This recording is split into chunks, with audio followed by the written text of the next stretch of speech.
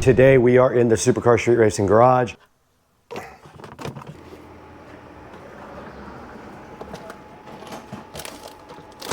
What's up? So we have a total of 4 of these speakers itself, which we'll be installing. We're just kind of running them down with a ratchet. It's not gonna fit. It's not. And then we need another, we actually need this for that side.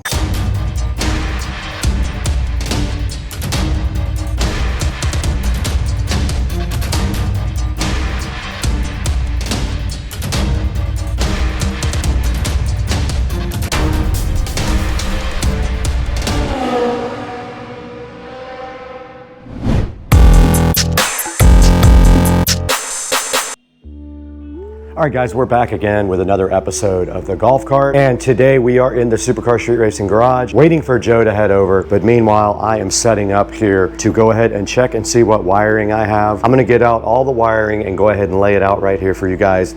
We're gonna get it all organized and look at it and see what we got right now.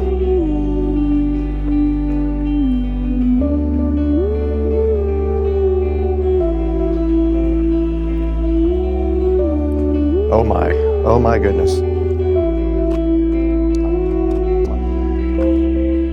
But now it's time to clean it all up. All right, let's get this outside to the garage. Back out here in the garage, we got all the production lights set up and the mics and everything. And now I'm just gonna go ahead and start putting stuff on the table to get it all organized.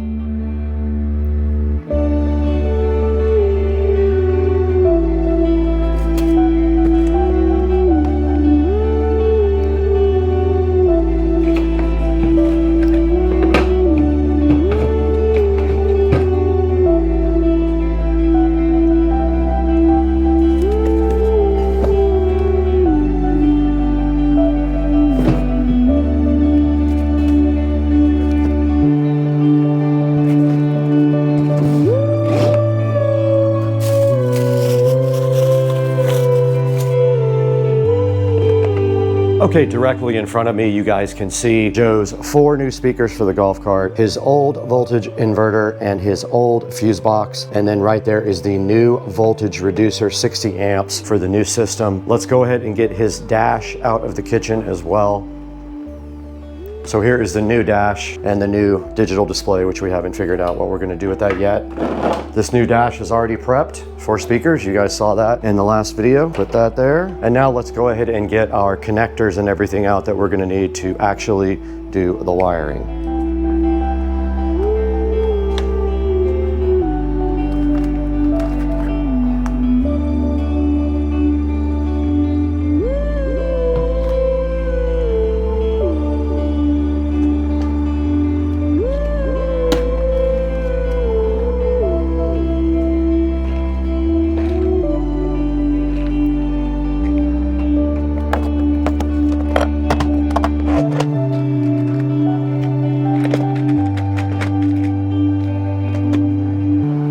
What's up?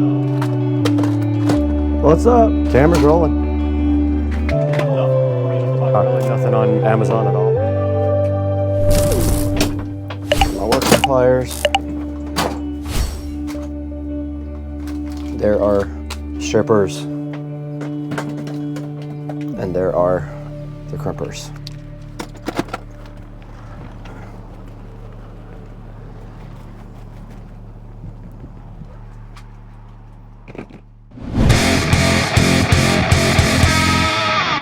All right, we're back out here with Dukes of Duval, and we are in a brand new day and the next video. And as you guys saw a few minutes ago, I went ahead and got everything laid out on the table and got the garage set up for work. So we have all of our wiring connectors here and all of our wires in somewhere in here maybe. But do you want to kind of go over what we have right here in front of us? All right, so one of the things that we decided to do with getting this new lithium battery was to do a couple upgrades that I've been really wanting to do for quite some time. I'm a music guy, I love music, so I wanted to put something really cool in here. In one of Brad's videos, we did a full audio build out for him, and it was a great design. It sounds amazing. So I wanted to kind of mirror that. Pretty much the same thing is going to happen with this particular golf cart, where we're going to be adding a new dash. We're going to be adding 4 6.5 speakers along with an amp and a subwoofer. So pretty excited about this build out. On the table, we have most of everything that we need. There might be a couple of items that we're still lacking, but for the most part, everything that you see is going to be a part of this full build out. So the first thing that we did is I went on and found myself a new dash. That's a replacement for the club car itself. On here, you see that it has 2 speaker openings, has a couple of cup holders, has a little dash insert here for you to be able to hold stuff in there, and then of course a little coin tray. More importantly, on the front of this, it has a single DIN opening for a radio. I purchased this, but there was a couple of different options that you could have went with. You could have went with a round style that they have for some of the, and with this particular setup, we went with a single DIN. The likelihood is that we're not going to use a single DIN radio in here. We have plans to potentially put something in here to have a tablet or some sort of an iPad to cover this over. We're gonna figure that out. We haven't got to that point just yet. So once we get to that, we'll make a decision. So with that being said, additionally, a part of this setup, we got a new amp, which this is a little bit difficult to find something that worked really good for our particular setup. So what we wanted was a 5-channel amp. We wanted it to have Bluetooth. Unfortunately, finding anything for a reasonable price that has a Bluetooth option is very limited. We searched Amazon, we searched local radio shops. I mean, I went through and through to find something that made sense. So I went with this Boss Audio option for us. Everything that I read online for Amazon says it's got good ratings. I believe it's like 4.5 stars, and it's gonna have everything that we want from a amp perspective. It is not a marine grade, which is fine because inside the cavity where we're going to be putting this, where the battery compartment is, we should have no issue with any moisture, any problems with anything getting in here, so it should hold up just fine.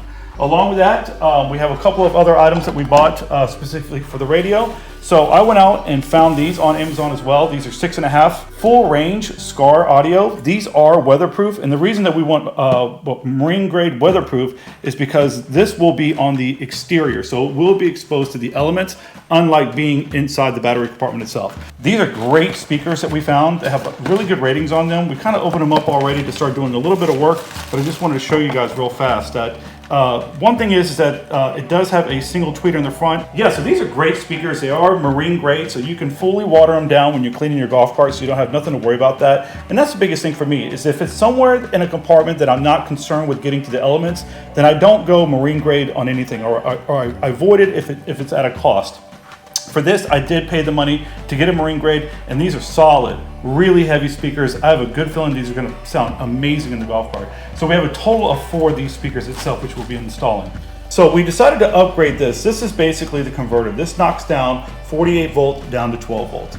Most of the accessories and the radio and the stuff that you use all runs off 12 volts. So you have to have something to step down all that power. This is a much better voltage reducer than the last one I had, so it's going to have a lot of ability to run power. So one thing to know is that we could easily hook up to one 12 volt battery when you have a multi-battery system. In this particular case, we have a single 48. So you don't really have that option. And even with a multiple battery setup, you never want to run off of just one 12 volt battery because that's draining from one 12 volt. So you want to share the load over the entire 48 volts. So that's why you use a step down from a 48 to a 12 volt.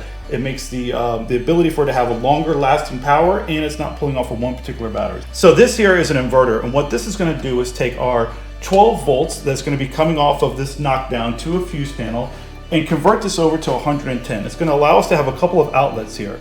With this is really nice if you're someone that likes to decorate your golf cart or do various things on it that you need 110. This is a great thing to add. Also, the really cool thing about this one is it has USB ports as well. If you have anything that needs to be powered by USB, which we do, you can directly power it off of the inverter. So we're actually going to take advantage of that, correct? I believe that we will, but also on top of that, we went out and sourced a couple of these particular aftermarket USB ports that you can add to the golf cart. They run off of basically 12 volts, so we can add that to there, and that's probably going to be an option for us for the front of the golf cart. We do have an option for USB that is on this inverter here itself, which we might use in the back in some capacity. However, in the front, what we wanted to do is have a couple of options. One for external charging if somebody had their phone or something that they needed to charge.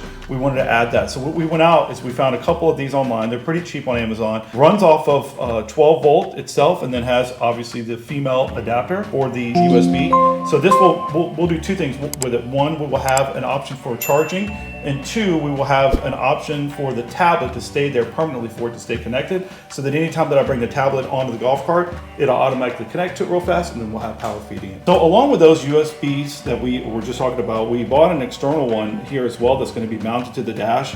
This one's nice because it has a cover for it, so in the event that you're going to be washing the golf cart down, you can cover this up, which is going to make it where it won't get any water into it, which is really kind of nice. So that's going to... Right here in front of me, we do have our fuse block. This came off of the last golf cart. We're gonna go ahead and reuse it, and if you can see right here, it does have a place for both positive and negative. You feed it positive up top here, negative on bottom there. It has a negative bus bar at the bottom, and then it has individual positive bars here for each one, and you can select what fuse you want. For example, if you're running a 12-volt amplifier off this directly, you would want a large enough fuse to go directly to your amp. However, these guys usually have built-in fuses, so I'm not sure that we need to go through this fuse block for that. We'll have to figure that out in the long run.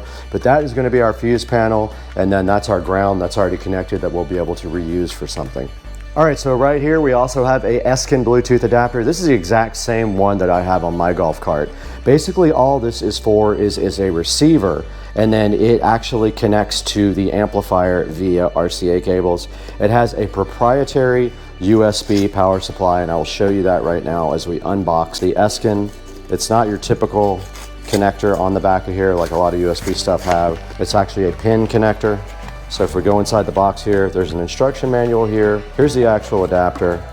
And then inside of there, you can see right here, you would output from this to your amplifier. It also has an auxiliary, and it also has a little pin connector there for power. And inside of the box, we should have a power connector. We do. There's a power adapter in case you're using it at 110. Here is a USB adapter in case you want to use it for 5 volts. And then they also give you a pair of USB to headphone or mini to use in the auxiliary port. All right, also right here on the table, we have all of our tools we need to go ahead and do anything with wiring. We've got automatic wire strippers. These are crimpers for some special type of connectors that we have. And then these are workman pliers that we use for electricity. And then moving over here to the side of the table, we have all of the heat shrink and the connectors and everything that we're going to need to go ahead and put ends on it. Because for example, when we have something like a voltage reducer and we have these screw terminals here, we're going to want to go ahead and put ring connectors on the end of our wires to make it clean. So we'll just remove these screws, put the ring connectors over, and then screw these back down. We have some ring connectors inside here. Those are for small gauge wiring. I don't have very many yellow ones for big gauge. So we're gonna have to see if we have enough to do what we need to do. But we also have spade connectors in here and other types of connectors that we might be needing. So we have all that out. Here we have some clamps to keep the wire nice and clamped up and against the side of the golf cart body. We have heat shrink tubing. We have heat shrink spade connectors and other type of connectors here. These, all you have to do is basically put the wire in. So basically all you have to do is just run your heat gun on these and it shrinks over the end of the wire itself. So that's it. We have all the stuff here that we need to hopefully move on to the second part of this golf cart build. We're probably just gonna go ahead and reorganize everything now since we unboxed it, and then we're gonna assess whether we have to buy some more stuff. So let's get busy getting all this stuff back in shape because we just made a mess here, and then we'll start getting to work.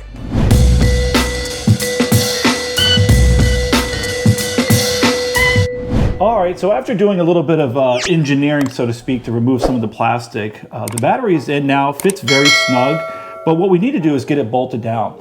So the way that it's set up now, we have it pushed over to one side. The only issue is that it does have a couple of spots on each side for you to put bolts on to get it to obviously strap down, so to speak. But here it's very, very tight. So what we have to do is try to figure out a way that we can mark the spot where we need to drill because we're gonna through bolt it. And it's gonna be a little bit of a challenge to try to get down a socket down in there to hold the top of that bolt down, but I think we can get that done pretty easy. So we're gonna take the time for a couple seconds, figure out exactly how we're gonna get that bolt to get in there and make get the hole cut, and we should be able to get this thing fastened down pretty quick. Okay, do we need to take the battery out? Yeah, so the first thing we wanna do is obviously on this side, we wanna make sure that we can get the socket down in there to hold the head of the bolt. Okay, so I need to grab a socket. Yep, so we're gonna grab a socket. We're gonna make sure we can slide it down there. If it won't, we're gonna have to just budge this over just a little bit. From there, once we know we can get our socket in there, we'll make a mark so that we can drill a hole. And I think for this particular setup, we're just gonna concentrate on one bolt on this side and put a couple on this side, and that should be more than enough to hold this down. Perfect. Let me go get the sockets and we'll do that. Okay. All right, so what we wanted to do here was to make sure that when we go to bolt this in, because it is pushed all the way to the side here, that we have room for our socket to go in. So just added the socket for the bolt that we're gonna use, and then just test to make sure, and it went down, no problem. So our biggest issue now is gonna be to find out exactly where we're going to be bolting this down. So what I'm probably going to do is take this extension right here, and I'm going to put something on the end of the tip of one of them, and I'm going to make a small dot right where we're going to drill our hole, which will be easy enough, it should be, and then we'll be able to pull the battery out, see where I marked, drill the hole, and then from there on this side it will be much easier because it's all exposed.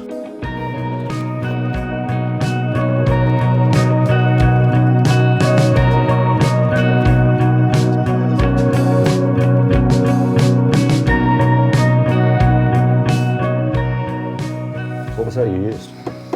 That's it. That was leather cleaner? Yeah, all I needed was just something, so if we yank it out, Now we'll have a dot. we'll have a dot. Yep. Okay, perfect. So Where are we going with it? we're going to pick it up, and then we'll set off to the side here. I don't know if I'll be able to from here. I don't have any leverage.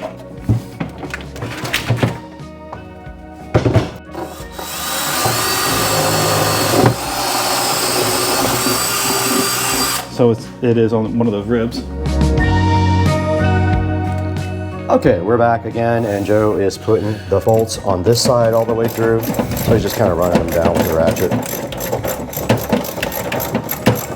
If you have an attachment for that drill, make life a little easier.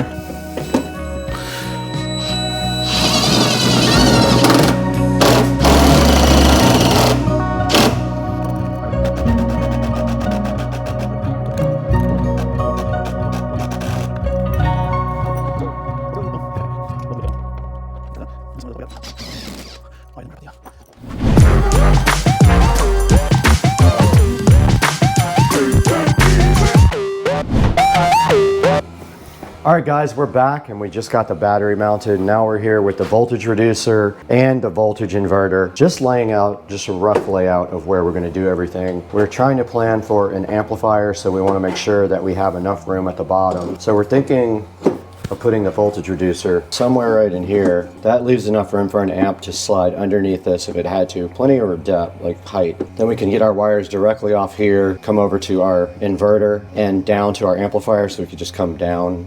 Should we just go ahead and mount it, call it a day? Sure. So we need to mount this fuse panel too. Yep, we do. Fine. It's just on this side of the hump though. It's like... We're gonna have enough room for these wires to bend and go the way they need to go. This one just... Yeah, I'll turn it straight that way.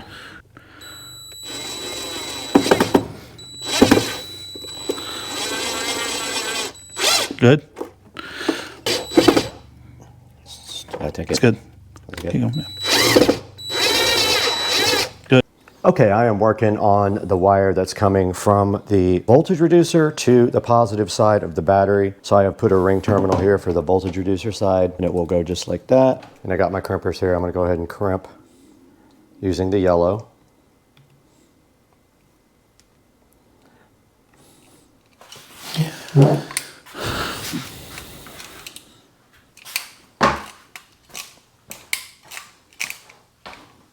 That's perfect. We need to run an amp wire now. It just needs to come down literally right here. Yeah, I I think come that... straight down and right here, but is that anywhere near long enough?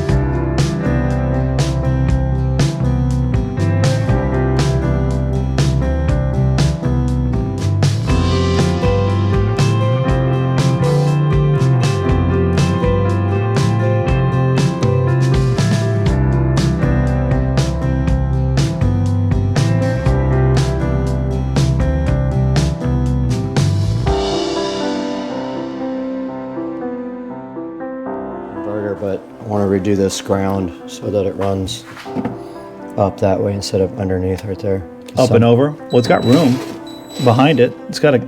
Well, now I was thinking this side up. Oh, so right there.